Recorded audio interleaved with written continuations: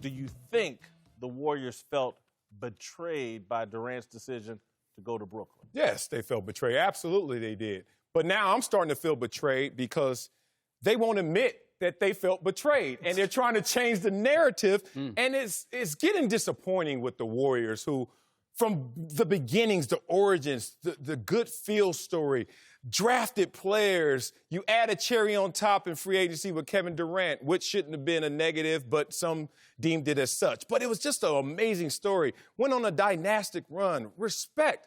But the way that it crumbled and how pride came before the fall and how they weren't transparent with their players, and now they're not being transparent with their fans. And I think that this is a telling sign of why it all crumbled. If they were smart right now to pay it forward, just admit you're heartbroken. Just admit even the greats lose sometimes. And if they could do that, I think they would do wonders for them. I think they're holding their tongue, though, Marcellus, because they don't want to bicker with Kevin Durant after they did him wrong. And so I think Bill Simmons is onto some truth here. I don't agree with the wording. They took it personal. I think I agree with Rick. I think I've heard you kind of say this, Rick. I think they feel like Durant just made one of the dumbest decisions in the world, and they're just sitting there baffled. You left us for Brooklyn? That's arrogance. That could be arrogance. But it also there could be some truth on their side, because, again, you left us for Brooklyn, the number 2 team in the NBA, that's not an in New York, and you left us for Kyrie after the mess he just created in Boston. I think they feel like he made a dumb decision and they can't say it. Fair. There's also some potential legal issue in play here because of the injury. Yes. Where they, to me, are not admitting how they feel is that they run right out there. And it's one thing to say, hey, Kevin, appreciate what you did for us. But to go to the point of saying no one will ever wear his number while Joe Lacob is on watch here, essentially retiring that number, you don't have to jump. That's going too far. That's trying to pretend, and I felt this all along. They've tried to pretend that the relationship was better than it was, and we knew it was troubled from the beginning of the year, and they took issues. This is what really hurts them. He did them the exact same way he did Russell Westbrook in the Oklahoma City Thunder. And they looked at that and said, well, Russell wasn't always the greatest teammate, and you guys butted heads, and you didn't have success there. But you came in here, we welcomed you, we made room for you, even though we were already a championship team, and we got you the rings that you so badly needed to validate yourself. And you still stepped out on us without even giving us an opportunity to say, hey, this is why you should stay. Like, made the decision and never gave them an opportunity to make their case. That's what's hurt them. And what bothers me is, just go ahead. Can we just be honest for once and say, yeah, you know what? We feel like we were done wrong here by the way he did it. What's wrong with that? Because you can't say it because the guy just tore his Achilles because you misled him. That plays into Jason's argument, Fair. You're not going to start the engagement because you know how this will end. Fair enough. Right. Then don't try to paper it over as if all is well. I'm good with that. Just stay quiet as opposed to trying to convince me of something that I look at the situation and I go, it doesn't feel right. Stay quiet. I believe in that one. For somebody to pressure you as a grown-up to be able to go do something, I don't know about that one. Right? If I feel as though that I'm not healthy enough to play, I'm not letting anyone talk me into it, right? And I'm not going to blame someone else when something bad happens about it. That's one. That's two. Now, as far as... So let me just be... You're putting blame on both sides. Exactly. Okay. I'm putting blame on both sides. So then now let's go to the Russell Westbrook thing. Let's go to that. I believe in pattern. If you're not an adult to talk to one of your best friends, your closest friends at the time and teammates at the time when you're going to leave, when you go to Golden State, you think you're going to do the same thing? I would hope you would grow as an individual, right, as a man. But you didn't. You did the same exact thing. So what does that tell me? That you run from issues. And you put fires everywhere. That's what it tells me, right? So at the end of the day, I'm looking at this like, oh, yes, Warriors, you do feel a certain way. You do feel betrayed because you had a rough situation with OKC with Kevin Durant with OKC, and you say, you know what, come with us. We're going to take care of you. Everything's going to be okay. We're going to give you Silicon Valley. We're going to give you this. We're going to give you championships. And they did. Yep. And the thing is, it's like once a cheater, always a cheater thing. If this is what you did before, what make you think it's different over here? Well, let me push back on that pressure argument, because a lot of times we think that our birth certificate graduates us to not feeling pressure.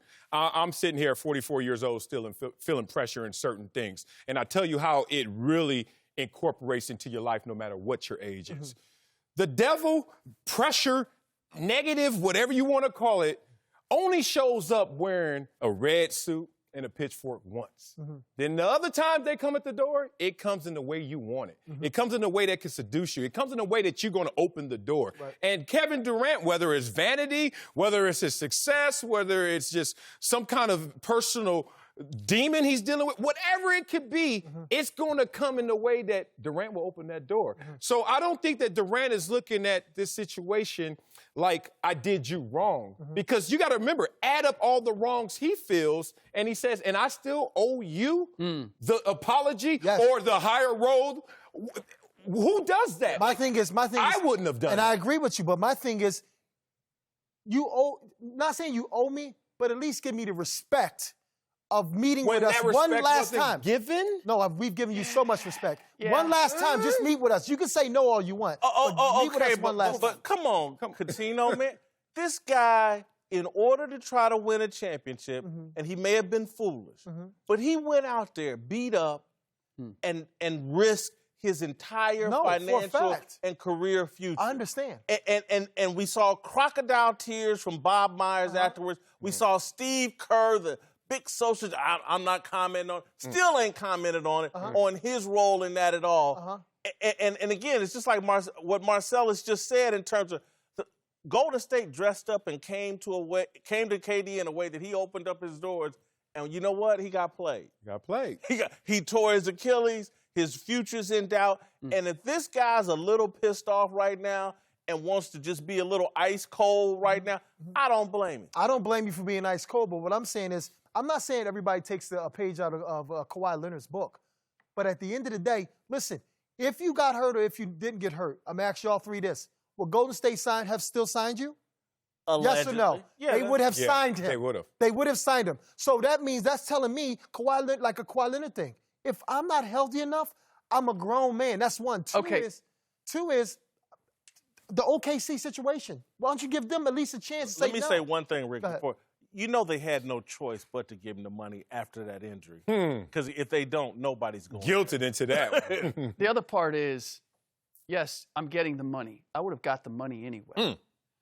You've taken a year from me, and you misled me if things are as we have been told. Andre Iguodala. You misled me on what was going to happen. And now I'm going to miss a year of basketball. And for a guy like Kevin Durant, where hooping is all that he thinks about, that's a hard thing to face.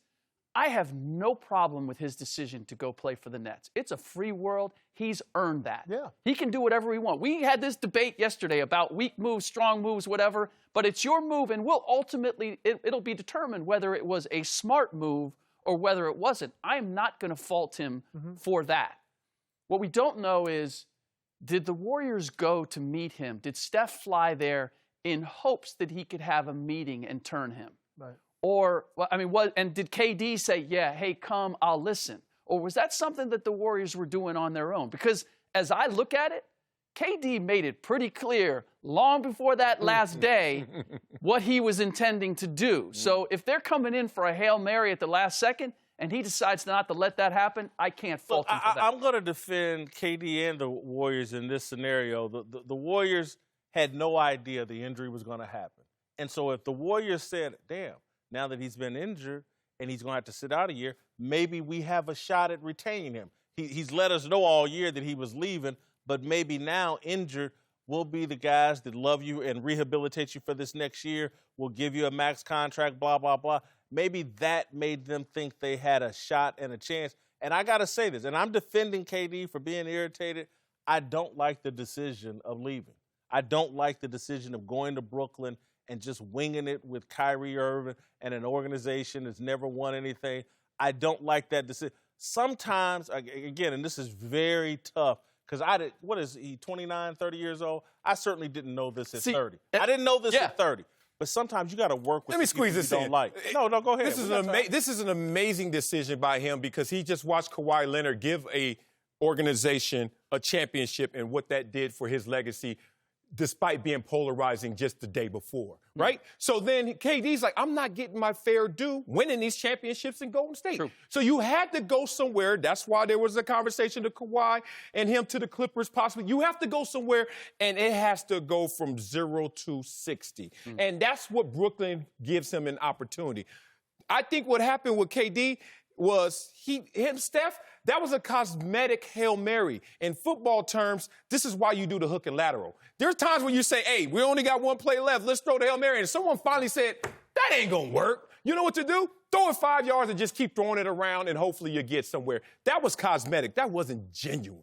And on top of that, the Brooklyn Nets doctor did the surgery. They already told us where he was going. I'm sorry. And if I were KD, I would have thrown a different Hail Mary.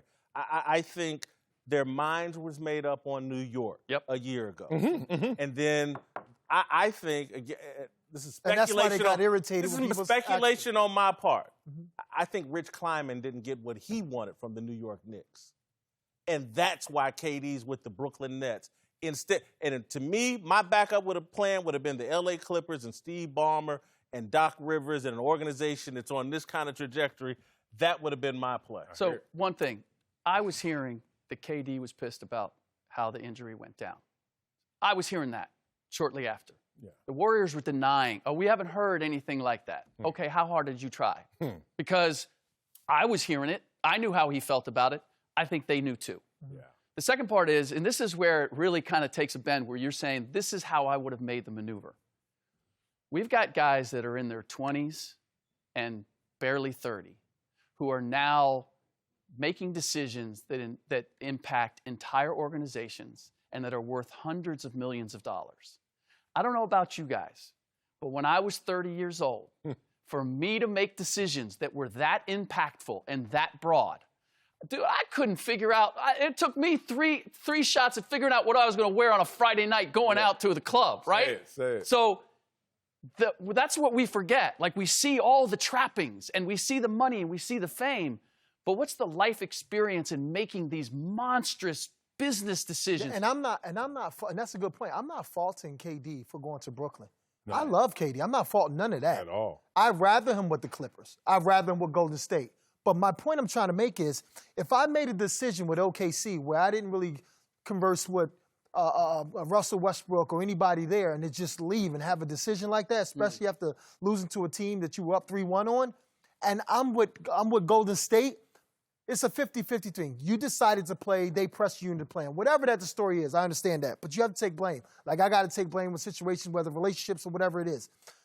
What I'm disturbed about is, when you're growing as a person, all the slack you took with the decision you made to go to Golden State, you should at least, as a grown-up, not saying you're not a grown-up, but you should at least evolve into a situation like, listen, Steph, you ain't got to come back from China.